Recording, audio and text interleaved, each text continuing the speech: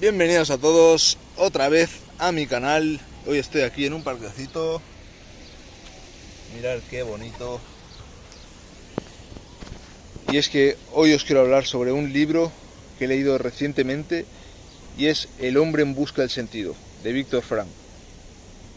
Viktor Frankl es un psiquiatra que fue preso, estuvo encerrado en uno de los campos de concentración nazis en la Segunda Guerra Mundial. Y es que el libro es muy interesante porque explica cómo la gente, explica conceptos de psicología como el sufrimiento de la gente dentro del campo de concentración, su esperanza, el sentido. Viktor Frankl es el padre, es el creador de la logoterapia, que es una de las técnicas del psicoanálisis que se centra en el sentido. Se dirige al sentido que el terapeuta le da a su futuro. Y lo interesante de la logoterapia es que obliga al paciente a enfrentarse al sentido que le da a su vida. Y es que el problema hoy en día es que hay mucha gente que no sabe por qué vive, no sabe por qué está viviendo. Son como pollos sin cabeza, por viendo. Y a mí mismo me pasó, yo tuve una crisis existencial y estaba mal y no sabía por qué estaba mal. Ahora ya lo entendí, pero en su momento tienes un malestar interior que no sabes por qué es. Y muchas veces la gente tiene depresión, está mal, no sabe por qué, y tienen crisis existenciales, no saben por qué están viviendo, no le encuentran un sentido a su vida. Y en eso se centra la logoterapia, a encontrarle un sentido a tu vida. Bueno, os voy a leer un fragmento que pone en el libro sobre la logoterapia.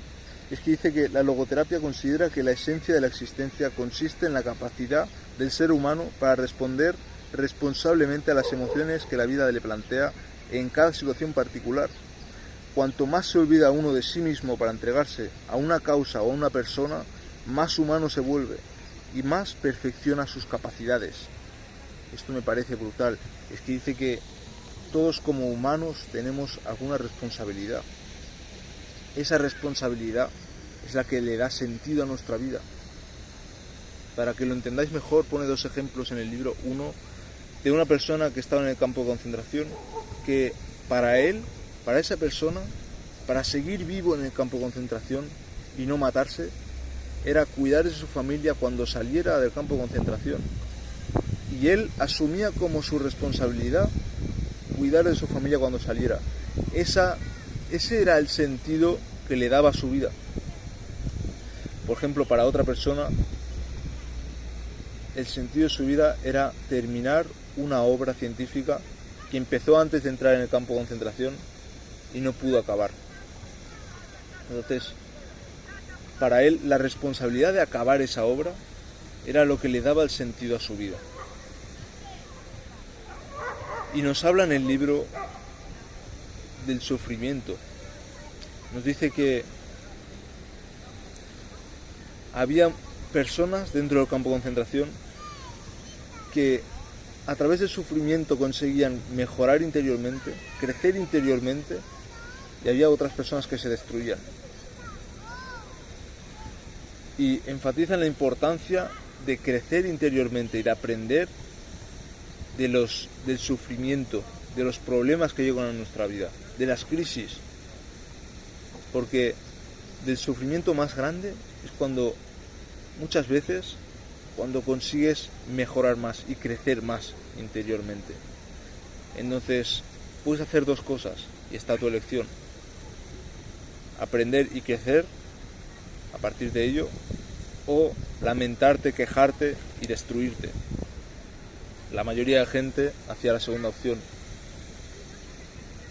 Y muchos de ellos murieron por no enfrentarse al sufrimiento, por no crecer a través del sufrimiento. Y es que expone una frase que dice que el sufrimiento termina cuando le encuentras un sentido.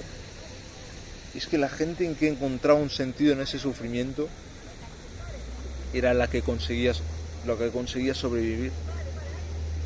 porque era capaz de soportar ese sufrimiento.